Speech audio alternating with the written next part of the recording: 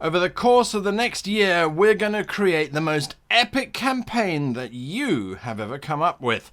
Join me as every week we seek to develop and create a campaign just for you.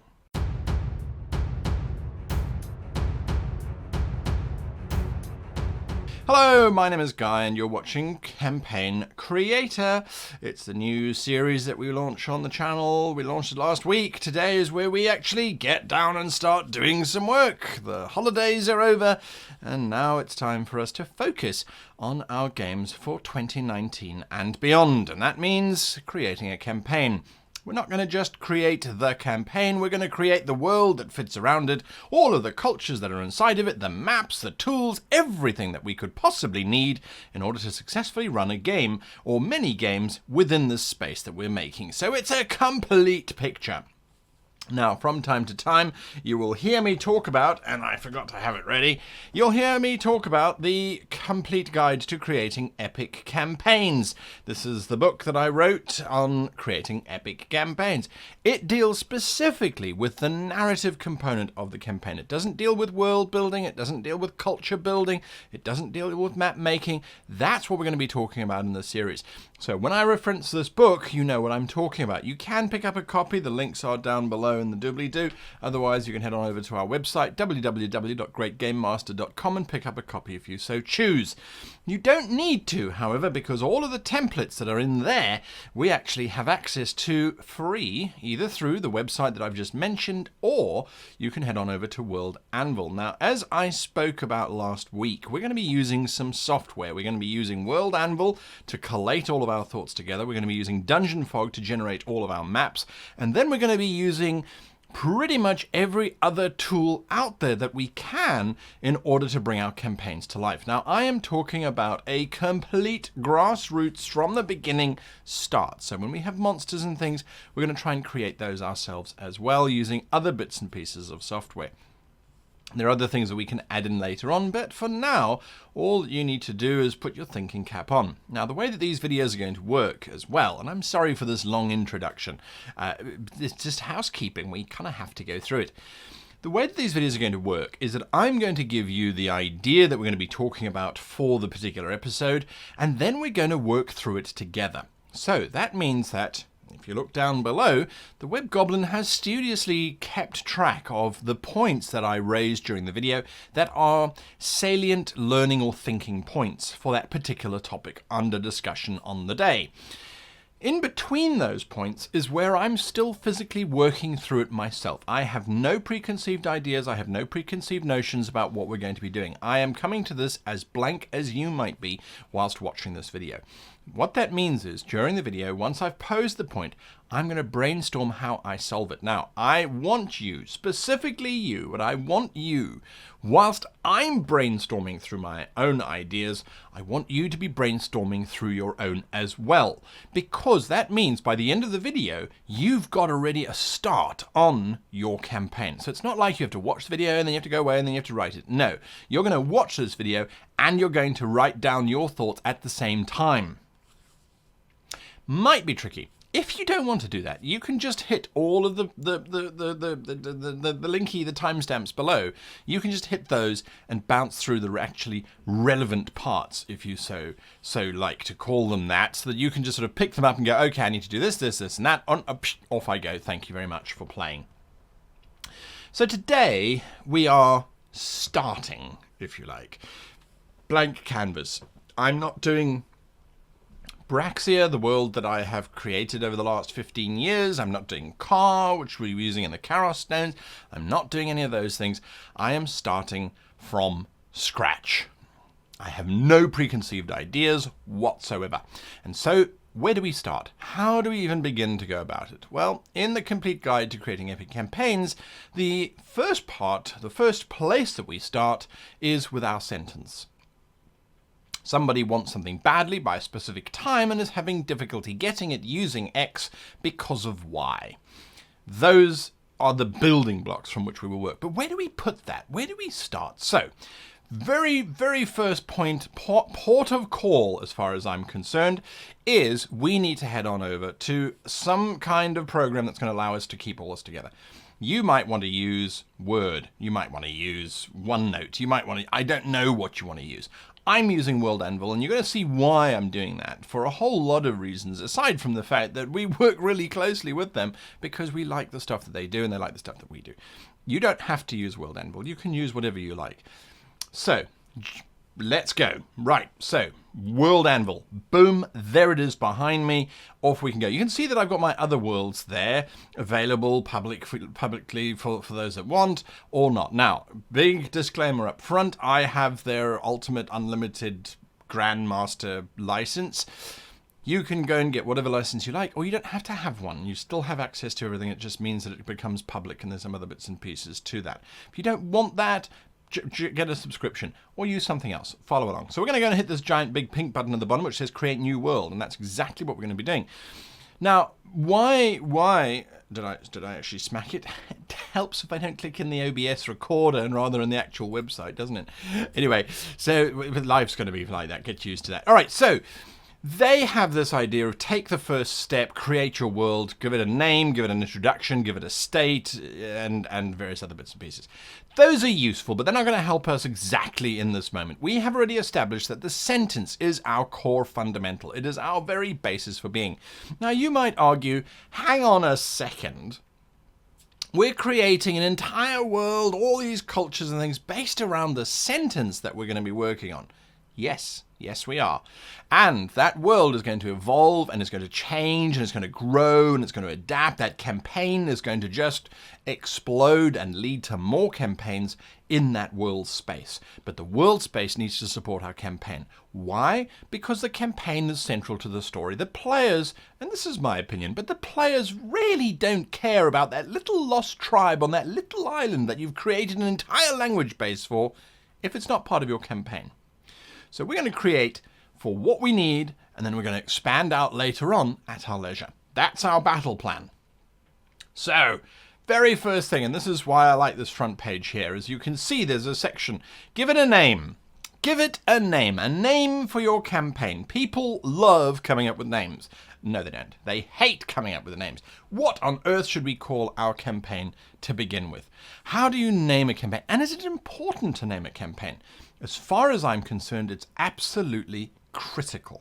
If you call your campaign Fiona's Game, is Fiona the name of the GM? That's fine. Fiona's Game, sure, it is a game that she has created, and, people will play it. Doesn't inspire you to want to come back to it, though. I don't know. Of course, maybe you don't like cheese, so the Shattered Dragon Bone campaign might be a little bit too much. It's up to you what you want to call it. I'm going to call this campaign, I'm going to call this Felden's Folly. I have no idea, Felden's Folly. And you know where that came from? I was watching a gardening show where they were talking about follies that were big constructions that the Victorians used to build in their gardens. They used to literally build ruins of great buildings so that they could grow plants and things all over it, so they could wander around the garden and go, oh, look at that ruin, how picturesque. Well, we only built it last week.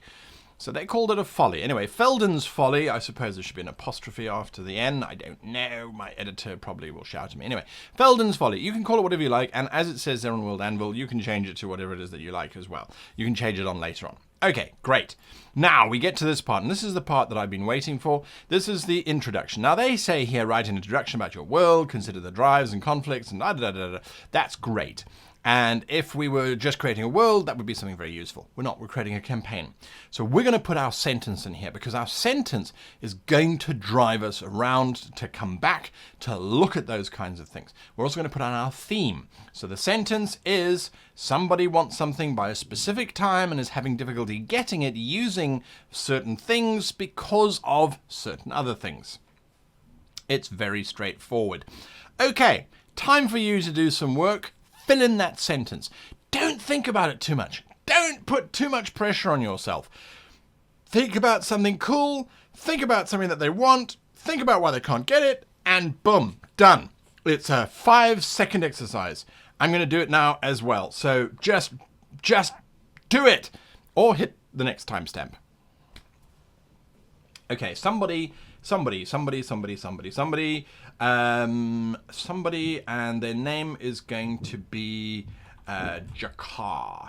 Jakar wants something. Jakar wants something. I'm looking around the room for inspiration, and I see this. This I found in the Japanese Natural History Museum. It's an eraser of a Smilodon or saber-toothed tiger, I think it's a saber-toothed tiger, skull. It's absolutely amazing. And it's an eraser. I would never use this to erase pencil. It's just too cool. It was so detailed. It's really, really awesome. All right, so Jakar wants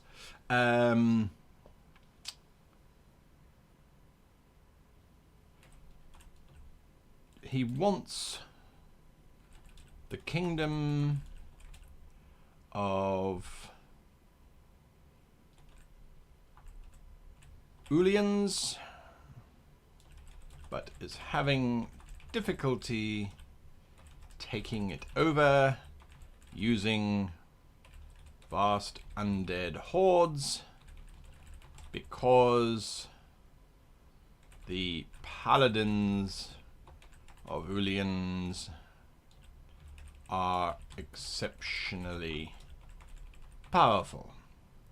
I left out time, so he wants the kingdom of Ulians before the next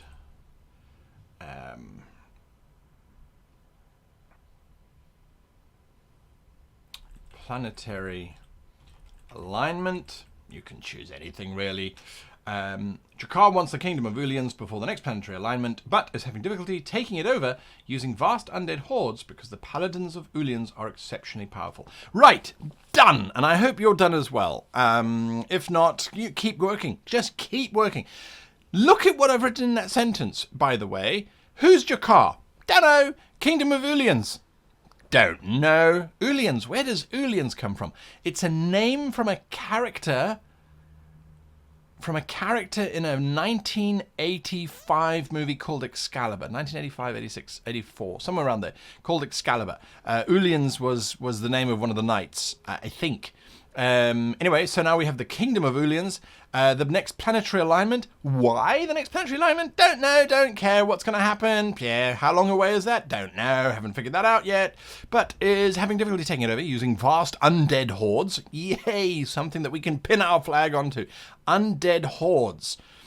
Right, I like that. So he's got undead hordes. Great. Is that setting the tone yet for our production? No, it's not.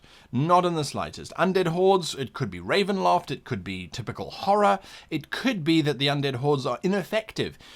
Who knows? Who knows? Maybe these undead hordes are actually gigantic monsters that are 100 foot tall and 200 foot long.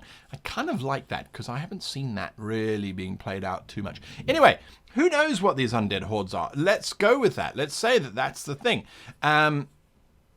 They want these vast undead hordes because the paladins of Ulians are exceptionally powerful. There we go.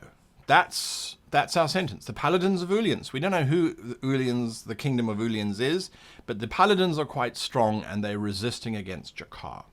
So Jakar is going to have to come up with plans and ways and means of overcoming this entire process. We have not described a gigantic campaign yet, but we have the very beginnings of it. I could go in and change this, and that's the point, is that now that I've got it written, I can go Jakar. Do I like the name Jakar? I kind of like the name Jakar. It's very similar to Jafar from Aladdin. Jakar. I like Jakar. Then I think back to some thoughts of a challenge which I posed to myself for 2019. That's a different video, where it was to use different monsters to the ones that I normally use. Vast undead hordes I normally use, so we're going to change that. We're going to change it from undead hordes. Let's say vast.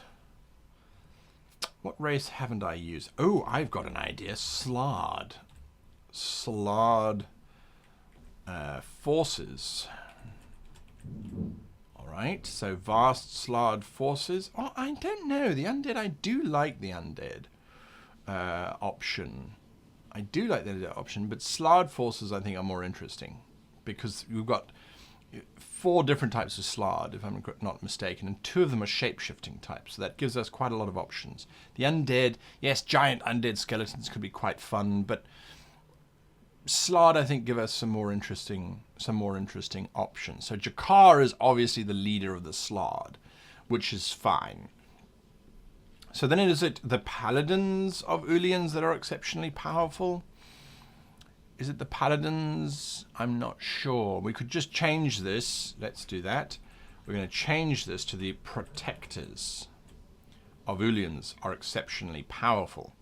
So we still have our conflict. Sentence hasn't changed, but now we've got just a different hint of different forces being involved. Right. Okay. And we can tweak it. Maybe we don't like the Kingdom of Ulians. Maybe that's a weird name. Maybe it should be the kingdom of, and maybe it shouldn't be a kingdom. What should be taking over the kingdom? And why does he want the kingdom specifically? Maybe it should be a continent. Wants the kingdom of Ulians before the next planetary alignment, but is having difficulty taking it over as using vast slard forces because the protectors of Ulians are exceptionally powerful. No, I think that's good enough to start. I'm quite happy with that. That to me makes sense.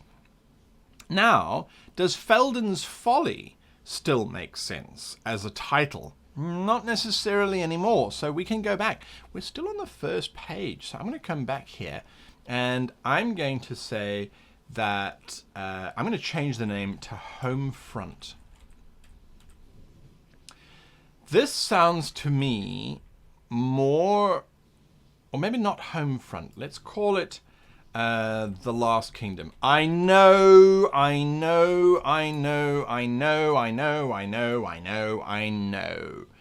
Cliched, cheesy, oh my. So yes, it is. But that's okay. It's inspiring. It gives me some thought. And we're going to come back and change it again anyway. I'm not going to stop though. That's the point. All right. So, you have your sentence. Now we are looking for our theme.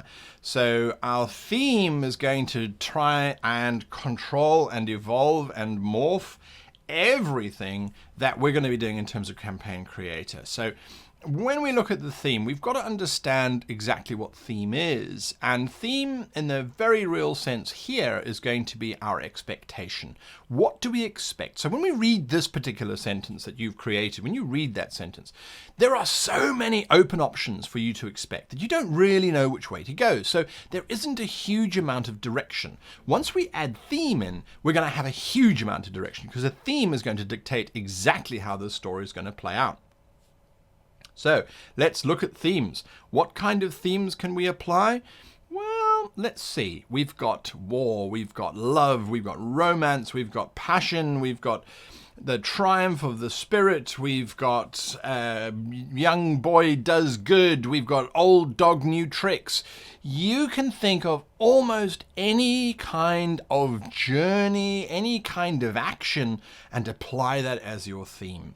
So I think that in this case, you need to think about it just for a little bit, not too long. And remember, you can always change your theme because we're going to do that just after this. So here I go. The theme for me, skip the next bullet point if you want, next timestamp if you want. The next theme for me, I have explored political, in Braxia, I explored the idea that absolute power corrupts absolutely, and that what we think are virtuous institutions are actually evil institutions, and it's about the good of individuals to change those. So those are quite big. I don't want to go that route again. I do like personally running games that have got a little bit of politics in them, but I want this to be a lot more of a heroic space. I want the characters, the heroes, to feel like they are doing something, like they are actually making a difference.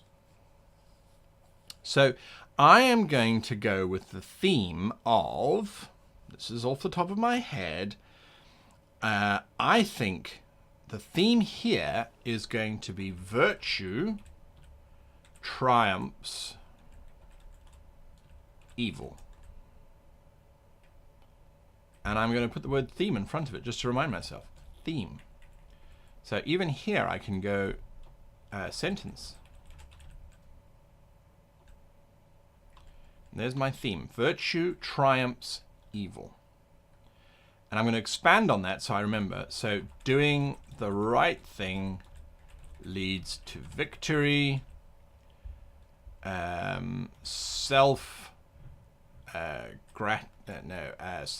Gratification, greed. No, so let's just put that because I don't know how to spell gratification. Greed leads to destruction. Right. Okay. So, do I like that? Yes, I think so. I think so. And I'm now going to change it from the last kingdom. I'm going to change it to the last bastion. The last bastion. All right, so virtue triumphs evil, doing the right thing leads to victory, greed leads to destruction. It's a great theme to have. It's going to give us quite a lot of interesting points to look at. So we now have our theme and we have a sentence. What we now do is we take the theme and we now apply it to the sentence. So we're going to break that sentence into a more complex, I should say, sentence. So I'm going to do that. We're going to take it and expand upon it and see where that ends us. So Jakar wants the kingdom of Ulians. How does virtue triumph evil? How are we going to defeat Jakar? Well, greed, we know, leads to destruction. So Jakar is going to want more. What does he want more of? Why does he want the kingdom of Ulians? What's his purpose? Why does he want that? That's something that we've got to unpack.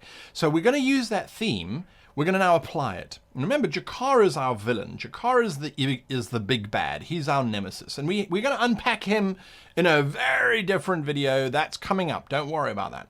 Just for now, how do we take the theme of virtue triumphs evil, of greed leads to destruction? How are we going to make him greedy? What is Jakar greedy for? He's greedy for the kingdom of Ulians. Does that mean that he has other kingdoms under his control? Or does it mean that he wants something that the kingdom of Ulians possesses that he can't get, or he wants more of? Greed leads to destruction. He wants more. And I think if I look at the Slard forces come from the plane of chaos, if you are following traditional Dungeons and Dragons construction. And we don't have to. This is our world. So the Slard could be the planet that they are fighting over for a greedy purpose. What is it that Jakar wants? Now, greed is different. Greed we can apply to all kinds of things. We can apply greed to power. He wants more power. Money. He maybe wants more money. But again, I'm not convinced by that. Money doesn't seem to resonate with me. Jakar wants the kingdom of Ulians. What does he want? He's greedy. He's greedy. Something sparks in my mind. What if he wants the kingdom of Ulians to worship him as a god? How does that change our sentence? His greed is going to lead to his destruction. So as a god, he's going to be destroyed because he's greedy. He wants more. He's not willing to share. He's after something. What, I wonder? greed leads to destruction. Virtue triumphs evil. So we've got a bit of a ponder going on here. Bit of a ponder. Okay, time to plant a flag. This is the other rule, by the way. I'm aware that this video is taking quite a long time, but it's an important one for us to set up. When you get to the point like this, where you're going, oh, greed could do this, it could do that, the golden rule is insert a giant banana. Insert the giant banana.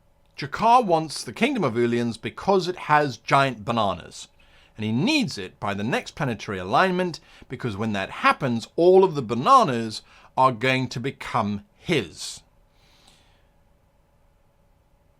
And there we have it. There we have it. That solved the entire thing. It's as clear as mud.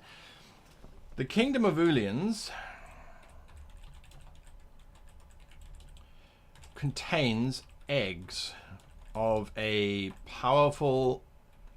contains dragon eggs, which Jakar wants, but the eggs will hatch upon the next planetary alignment. Jakar is greedy for the dragons. There we go. So Jakar is greedy for the dragons. He wants the eggs. The eggs are going to hatch by planetary alignment. There we go. Bingo. So we have our sentence. We have our theme. We can now start to unpack our theme to all kinds of other things. There's going to be more stuff that happens during that planetary alignment, which again needs to lead to virtue triumphing over evil. We can have missions and adventures where the virtuous are going to protect against a gate that opens up that allows evil to come through when that planetary alignment happens. The protectors of Ulians, for example. We've got... I'm just looking at the word Ulians now. Sidetrack. And it almost looks like aliens. And I don't like that. Although the eggs does fit quite nicely. So Ulians, dragons.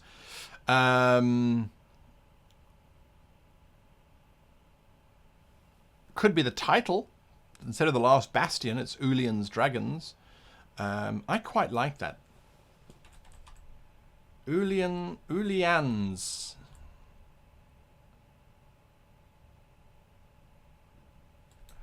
I hate to say this, but what about Uther? Uther's dragons.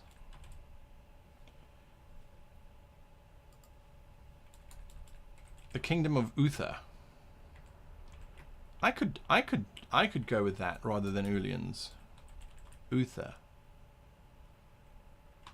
I think Uther's better. It's easier to pronounce. There's no other way of pronouncing it. Uther. It doesn't matter. It's all there. The Uther, so it's Uther's dragons. There we go. I like that name better.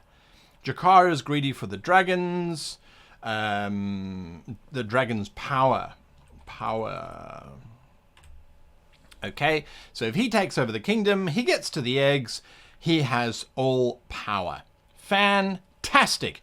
We have our sentence. We have our theme. Let's go play. We really can. The first adventure could be the characters encountering Jakar as he is leading the forces of the Sladi in an invasion against the Kingdom of Uther. But the protectors of Uther are there with the players. They engage in a titanic battle. The protectors defeat the Slad, but Uther kills most of the protectors, requiring the PCs to step up and become protectors themselves. And that is an epic campaign just waiting to happen. Or not. We could go in a completely different direction, and the players are all a bunch of thieves and miscreants who are responsible for bringing about the destruction of the Kingdom of Uther because they steal from the protectors and don't give to anybody else. Who knows? That's the journey that we're on. But this sentence starts to make me get really excited, and to be perfectly honest with you, wasn't that difficult. So I hope that you have followed on this journey. Now with World Anvil, we're going to finish up some stuff. I'm going to make it private so that it's just available for me. As you can see there, it says private worlds are available for our Patreons and Guildmasters only. You don't have to choose a system. I am going to choose a system here, and there are so many. Dungeons and Dragons 2nd edition. Oh, if only I could choose you. If only I could choose. I choose you, Pikachu. No. Alternity. What a lovely system. You see, this is where I get sidetracked. It happens.